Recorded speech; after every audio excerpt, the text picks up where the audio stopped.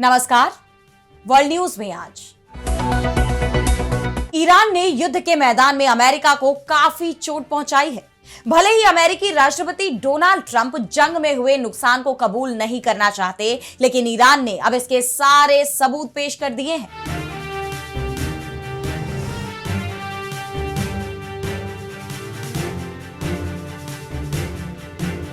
Iran ने F-15E strike eagle से लेकर MQ-9 रीपर ड्रोन तक का मलबा दुनिया के सामने पेश कर दिया है। ईरान ने एक एक कर अमेरिका के हर झूठ का पर्दाफाश कर दिया है।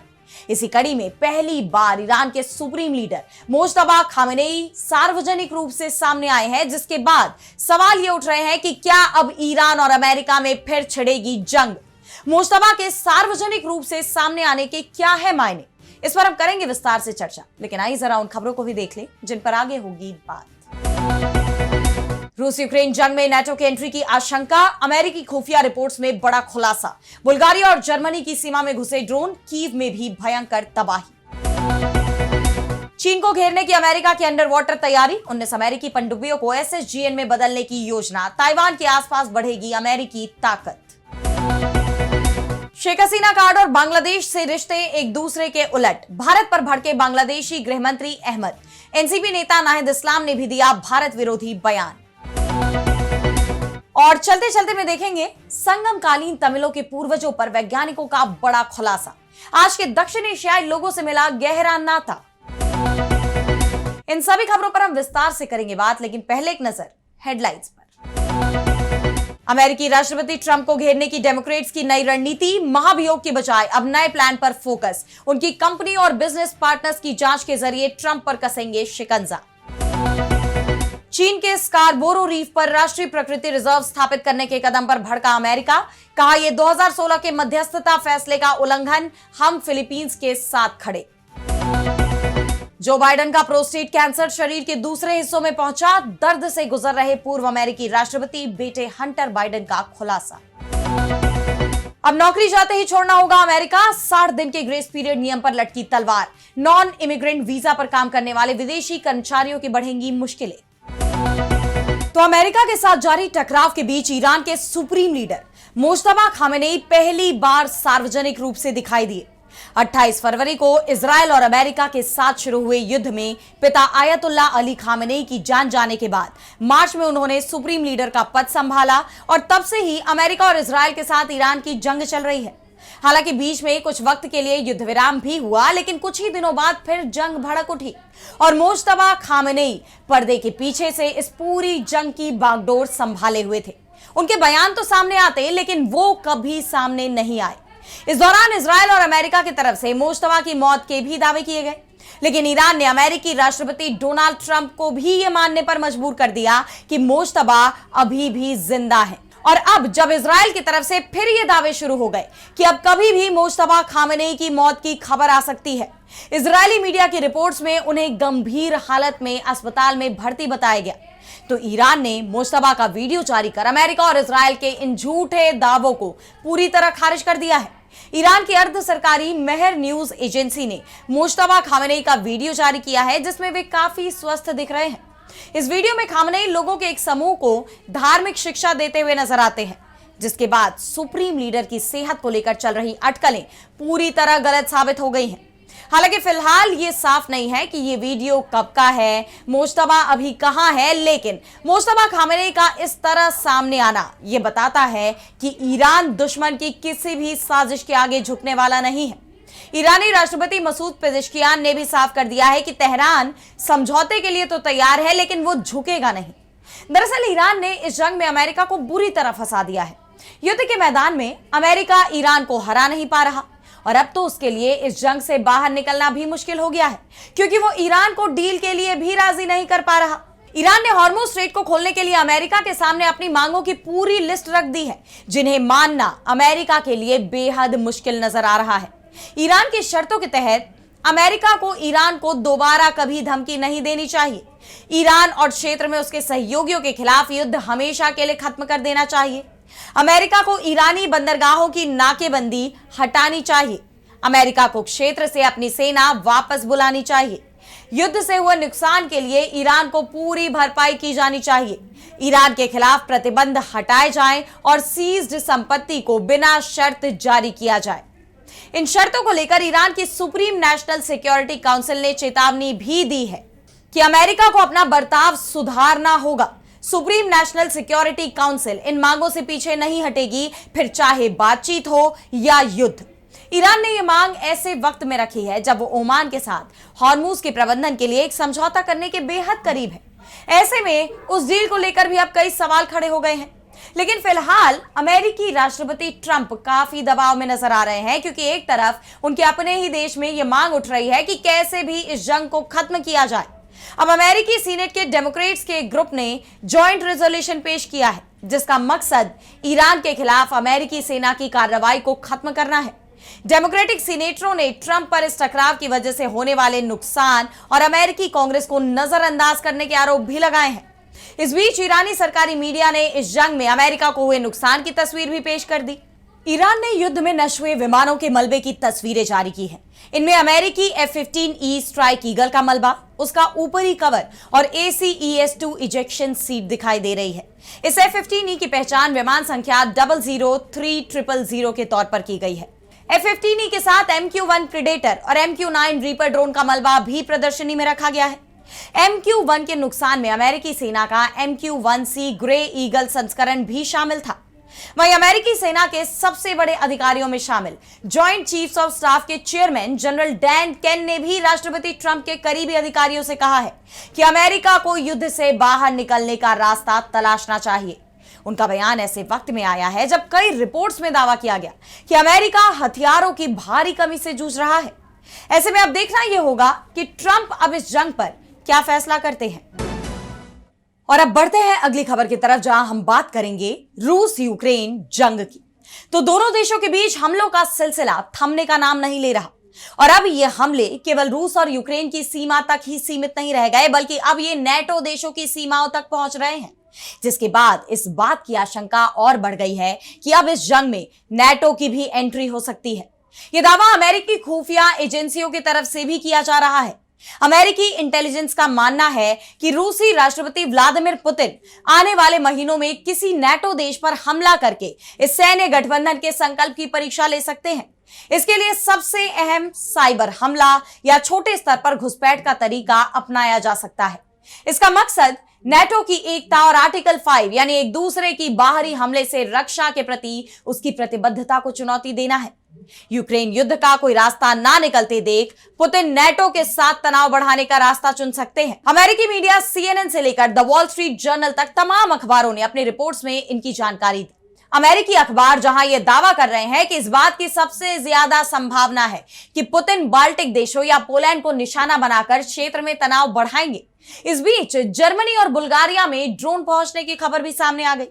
बुल्गारिया के प्रधानमंत्री रुमेन रादेव ने बताया कि रोमानिया के हवाई क्षेत्र से एक ड्रोन बुल्गारिया के हवाई क्षेत्र में घुस गया और सीमा के पास करदम गांव के नजदीक विस्फोट भी हो गया। हालांकि इस घटना में कोई हताहत नहीं हुआ और ना ही किसी बुनियादी ढांचे को नुकसान पहुंचा। वहीं जर्मनी के मेचर्निच में मौजूद मिलिट्री बेस के ऊपर 2 ड्रोन देखे गए, जिसके बाद वहां हड़कंप मच गया, क्योंकि यह सैन्य अड्डा रणनीतिक रूप से काफी अहम माना जाता है। जर्मनी मीडिया ने बताया कि यह अमेरिकी पैट्रियट हवाई रक्षा प्रणालियों के रखरखाव के लिए जिम्मेदार कर्मियों का अड्डा है। फिलहाल इस घटना की जांच की जा रही है, लेकिन इस घटनाक्रम ने इस चिंता को और बढ़ा दिया है कि नेटो देशों को सुरक्षा के इन खतरों के खिलाफ अपनी रक्षा को मजबूत करने की जरूरत है, क्योंकि हाल के दिनों में रूस और यूक्रेन की जंग खतरनाक तरह से आगे बढ़ती जा रही है। रूस ने यूक्रेन की राजधानी कीव समेत कई इलाकों में बड़े हवाई हमले किए हैं। रूसी हमलों में बैलिस्टिक मिसाइलों, ड्रोन और दूसरी मिसाइल प्रणालियों के इस्तेमाल का दावा किया जा रहा है। वहीं काला सागर में भी यूक्रेनी जहाजों को निशाना बनाए जाने की खबर है। उसके बाद इस जंग को लेकर पूरी दुनिया की चिंता बढ़ गई है। ताजा हमलों की बात करें तो रूस ने कीव और उसके आसपास के इलाकों में रात भर भीषण हवाई हमले किए। उसकी तरफ से 151 ड्रोन और 6 बैलिस्टिक मिसाइलें दागी गई। इन हमलों में एक मासूम और उसके दादा दादी समेत 4 लोगों की मौत हो गई, जिसके जवाब में यूक्रेन ने भी रूस की समारा क्षेत्र में स्थित सिजरान तेल रिफाइनरी और क्रास्नोदार के इलस्की तेल संयंत्र को निशाना बनाया। इलस्की रिफाइनरी में मलबा गिरने से आग भी लग गई, जिसमें 6 लोग घायल हुए हैं। लेकिन फिलहाल यूक्रेन की सबसे बड़ी चिंता हथियारों की कमी बन गई है, क्योंकि मिसाइल इंटरसेप्टरों के बिना वो रूसी हमलों को रोक ही नहीं पा रहा। ऐसे में यूक्रेनी राष्ट्रपति वोलोदिमीर ज़ेलेंस्की ने इन हमलों की कड़ी निंदा करते हुए एक बार फिर अमेरिका से मदद की गुहार लगाई है। उन्होंने कहा कि 2025 की तुलना में 2026 में पैट्रियट एयर डिफेंस मिसाइलों की आपूर्ति घटी है। अमेरिका यूक्रेन में ही पैट्रियट इंटरसेप्टर बनाने की इजाजत देने पर सहमत हो गया है। हालांकि लाइसेंस से जुड़ी कागजी कार्रवाई में काफी देरी हो रही है। पैट्रियट ही एकमात्र ऐसा सिस्टम है जो बैलिस्टिक मिसाइलों को मार गिरा सकता है। अब देखना यह होगा कि अमेरिका यूक्रेन की मदद के लिए आगे आता है या नहीं। लेकिन सबसे बड़ी चिंता इस बात की बनी हुई है कि अगर नेटो भी इस जंग में शामिल हुआ तो दो देशों की यह जंग वर्ल्ड वॉर का रूप ले सकती है, जो पूरी दुनिया के लिए घातक साबित होगा। और अब अगली खबर में बात करेंगे चीन को घेरने की अमेरिका की बड़ी तैयारी की। तो चीन और अमेरिका के बीच लंबे वक्त से तनाव बना हुआ है, फिर चाहे वो व्यापार का मुद्दा हो या ताइवान का। चीन अमेरिका को ललकारता दिखाई दे रहा है, लेकिन दोनों देशों के रिश्तों में एक बड़ा मोड़ तब आया जब हाल ही में अमेरिकी राष्ट्रपति डोनाल्ड ट्रंप चीन के दौरे पर गए थे। इस दौरान चीन ने अमेरिका के साथ जो बर्ताव किया, जिस तरह चीनी राष्ट्रपति शी जिनपिंग ने ट्रंप को ताइवान मुद्दे से दूरी बनाने की चेतावनी दी, साफ कह दिया कि अगर अमेरिका ने ताइवान के साथ तालमेल बढ़ाया तो अमेरिका के साथ भी जंग छिड़ सकती है। और इस पर अमेरिकी राष्ट्रपति एक शब्द नहीं बोल पाए। उसे लेकर कई सवाल उठने लगे कि क्या ट्रंप चीन के दबाव में ताइवान से दूरी बना लेंगे। लेकिन अब इन सभी सवालों का जवाब मिल गया है। अमेरिका ने चीन को जवाब देने की तैयारी कर ली है। उसकी तरफ से सैन्य मोर्चे पर चीन को घेरने का प्लान तैयार किया जा रहा है, जिसके तहत अब अमेरिका अपनी 19 वर्जीनिया क्लास पनडुब्बियों को SSGN यानी परमाणु ऊर्जा से चलने वाली निर्देशित मिसाइल पनडुब्बियों में बदल रहा है। इन पनडुब्बियों में वर्जीनिया पेलोड मॉड्यूल यानी VPM लगाया जाएगा। यह करीब 84 फीट लंबा अतिरिक्त हिस्सा है, जिसमें 4 बड़े लॉन्च ट्यूब होंगे। हर ट्यूब में 7 टॉमहॉक क्रूज मिसाइलें रखी जा सकती हैं, यानी एक पनडुब्बी में 28 अतिरिक्त मिसाइलें जुड़ेंगी और उसकी कुल टॉमहॉक क्षमता 12 से बढ़कर करीब 40 हो जाएगी। VPM भविष्य में बड़े हथियारों और हाइपरसोनिक हथियारों के इस्तेमाल की क्षमता भी बढ़ाएगा। दरअसल चीन ने लंबी दूरी की मिसाइल, रडार और एयर डिफेंस का एक बड़ा नेटवर्क तैयार किया है, जिसका मकसद अमेरिकी युद्धपोतों को चीन के करीब आने से रोकना है। ऐसे में अब पनडुब्बियां अमेरिका के लिए बेहद अहम मानी जा रही हैं, क्योंकि वे पानी के नीचे छिपकर लंबे समय तक काम कर सकती है और उन्हें पकड़ना भी काफी मुश्किल हो जाता है। ताइवान के साथ चीन की जंग की स्थिति में ये पनडुब्बियां अहम भूमिका निभा सकती हैं। यही वजह है कि अमेरिकी नौसेना अब खुद को अंडर वाटर जंग के लिए मजबूत बनाने में जुट गई है, जिसके तहत 40 टॉमहॉक वाली ये पनडुब्बियां चीन के मिसाइल नेटवर्क और ताइवान के आसपास अमेरिकी ताकत को बढ़ाएंगी। अमेरिका का यह कदम ऐसे वक्त में सामने आया है जब ताइवान के आसपास चीन की सैन्य गतिविधियां बढ़ती ही जा रही हैं।